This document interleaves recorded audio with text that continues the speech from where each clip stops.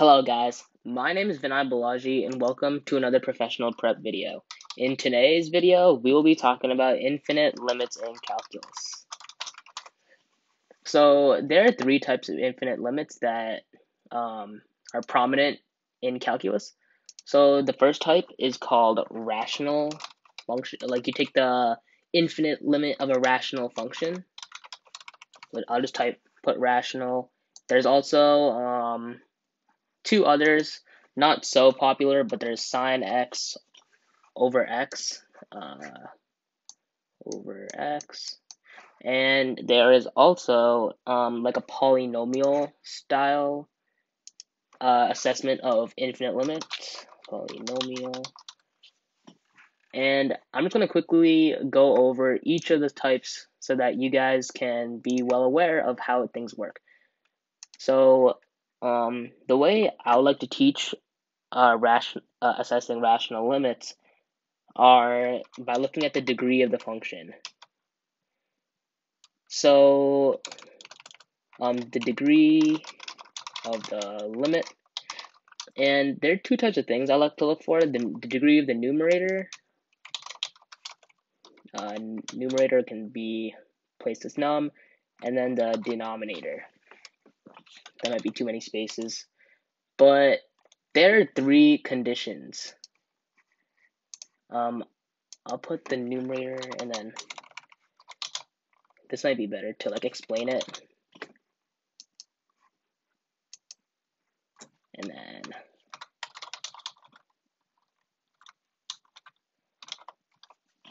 all right, cool. So now that I set that up, I'm going to talk about the three ways of assessing limits and rational functions. So the first scenario is when the numerator is less than the denominator. Typically, this results in the limit becoming 0 or resulting in 0. The second case is the numerator is equal to the denominator. In that case, it is the ratio of, ratio of the leading coefficients.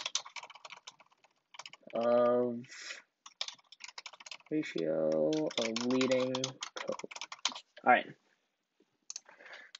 And finally, there is the other scenario, which is pretty predictable. Basically, when the numerator is greater than the denominator, and that will give us like infinity. Instead of writing it out, let me draw it out. Infinity or negative infinity. So that is typically the result of when the numerator is greater than the denominator. So these are the rules per se. Now I'm gonna do a couple problems so that you guys can understand what I'm talking about. So say if we have the limit as x approaches infinity. Let's just do positive or negative infinity. And then we'll do, let's just do 4x squared. I'm just making this up as we go. Plus 1 over x cubed plus 5. Let's do minus 5. Looks a little bit more different than the numerator. Alright, cool. So I hope you guys can read the handwriting, but basically this is the limit as x approaches positive or negative infinity of 4x squared plus 1 over x cubed minus 5. So now that I wrote that out, what this is supposed to mean is that it equals 0. Because looking at this problem, the degree of the denominator is equal to 3. And the degree of the numerator is equal to 2. Therefore, looking at a property here, the degree of the limit has to be 0. And you could tell this because, example, say if you plug in positive infinity here, and then positive infinity here. Obviously, you can tell that plus 1 and minus 5 won't make much of a difference, right? Like, infinity plus 1 won't be infinity plus 1 won't be that magnificent. That wouldn't be such a big difference. Because regardless, if it's infinity plus 1, it will still be infinity. Same thing with infinity minus 5. It will still be a huge number. So think about it. A huge number over a huge number is got to be 0. So that's how you figure out the degree of the limit. Now, I'm going to erase this problem. Please feel free to take a screenshot or do anything if you want to write this in your notes or something. But I'm going to erase it just so I can talk about the other problems, all right?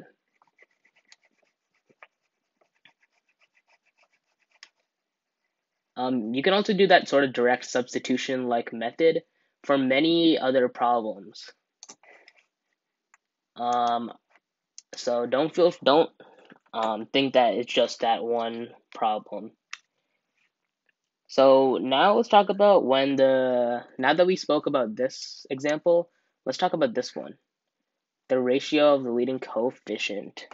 So example, say if we have 2x squared, gotta do the limit of,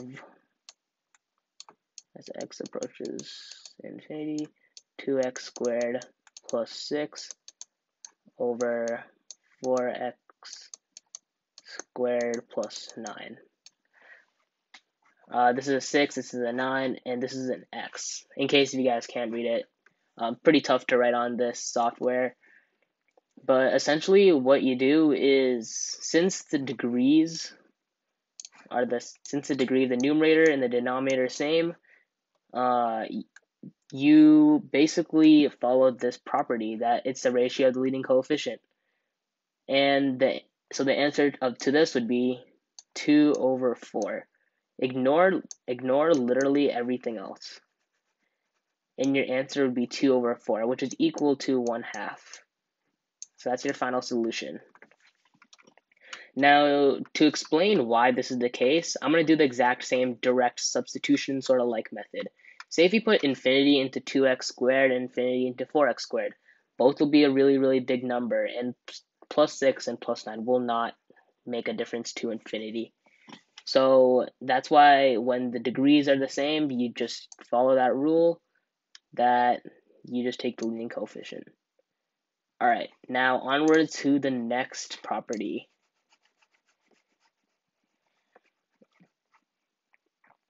Which is when the numerator is greater than the denominator. So for instance, say if you had the limit, let's have this problem, be like 3x squared. It's pretty big. 3x squared over x plus 4. So now that we know that obviously we could clearly tell that the degree of the numerator is clearly bigger than the degree of the denominator. The degree of the denominator is 1. The degree of the numerator is 2. So that follows this property. Now, to solve this problem, you would essentially take the limit of, as x approaches infinity, and you sort of ignore the bottom part or the right side of this rational function. So what would happen is it would be 3x over x, and then the x's would cancel out,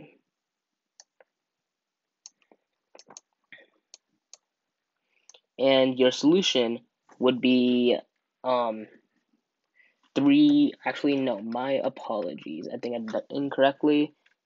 Oh, okay, here, this is the mistake I did. So I originally had 3x squared minus 2x over x plus 4, and after that, you want to follow this property that the numerator is greater than the denominator. My apologies. The numerator is greater than the denominator, and you try to follow the property that it's going to result into infinity or negative infinity, and you do it based off the ratio. So this is the ratio that I was talking about. Sorry I did not explain that earlier. Should probably write that here. Based off ratio. That is the mistake that I made. It's a common mistake. I make it a lot. Basically, you just take you simplify the ratio of the coefficients, or like this section per se, and once you simplify that, you should get infinity or negative infinity. In this case, you would be getting either or, because example safe. Let me do that back. Put direct substitution to here. Direct substitution should give us either infinity or negative infinity. All right, cool. So now that, I wonder if I can make this bigger. All right, that looks bigger. All right, now let's talk about, now that assessing rational infinite limits are completed, let's talk about sine x over x. So there's a property that you should know. I don't think it's necessary to go over an example because it's really, really simple. Whenever you see this, whenever you see it in this form,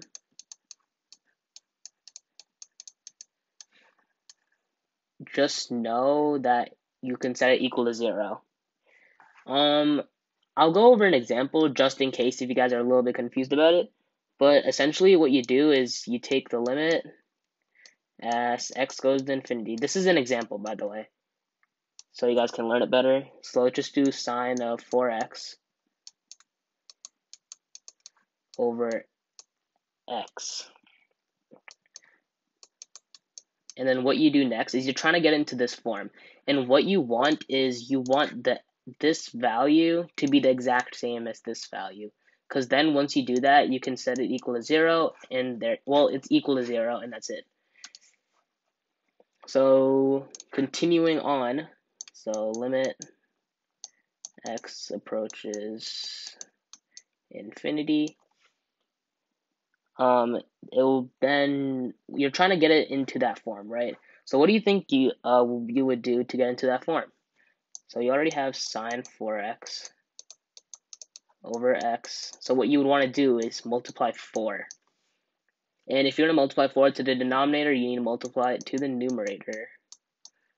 And now that you know that this is in that form, ignore the 4 for a second, because you know you're going to multiply it to the numerator. This is all equal to 0, because it is in that form. Since it's in this form, this is going to be equal to 0. Alright, and 0 times 4 will get you 0, so that's why that rule applies.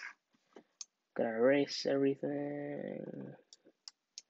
Also, feel free to pause if you guys want to revisit previous parts of the video before I erase it.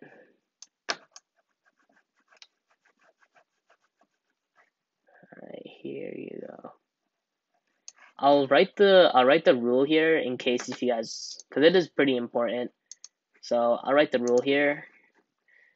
Basically anything sine x over x equals 0, and that's the limit as x approaches a. It doesn't have to be necessarily infinity. Just know that property. The limit as x approaches a, sine x over x equals 0. Alright, and now let's finally do the polynomial type infinite limit. These are really, really simple, and all you do is just that direct substitution like I said earlier. So say if you have the limit as x approaches infinity, and it'll be like x squared plus 2x plus 5. What you do, oh, that was a really bad infinity. Let me rewrite this, just because that looked super messy. Alright, so the limit, oh, that was messy here. Alright, so the limit as x approaches infinity, hopefully that looks a little bit better. of x squared plus 5. Let's just do x squared plus 2x plus 5 because that will not be a polynomial. And what you'd want to do is you'd take the infinity. So take this number, put it in here, put it in here. And you could tell whether it goes to infinity, negative infinity, 1, or 0. So these are typically the 4 possible options. This example, as you can clearly tell, infinity squared is going to be infinity. 2 times infinity is going to be infinity, and plus 5 is going to make it bigger, so therefore it's just going to be infinity, which is your answer to this problem. But that's typically how you would solve polynomial type problems of infinite limits. So yeah, that's pretty much how you do it. These are the 4 most common solutions that you get: 1, 0, infinity, and negative infinity. I hope this video really helped.